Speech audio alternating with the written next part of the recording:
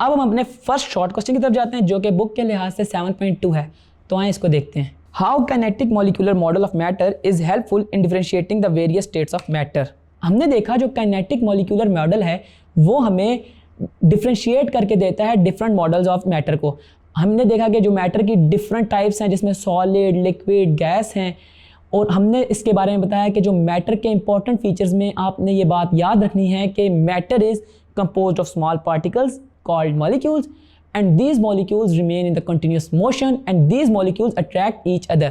बाकी हमने फर्दर जब हम टॉपिक पढ़े तो हमने इनको सॉलिड, लिक्विड और गैस को भी डिटेल में एक्सप्लेन किया था, मगर आपने इस क्वेश्चन में बस यही बताना है कि हमें ये जस्ट ये बताता है कि ये इनका मोशन होता है डिफरेंट मॉलिक्यूल्स का, और इसके अलावा मॉलिक्यूल्स किस तरह अट्रैक्ट करते हैं।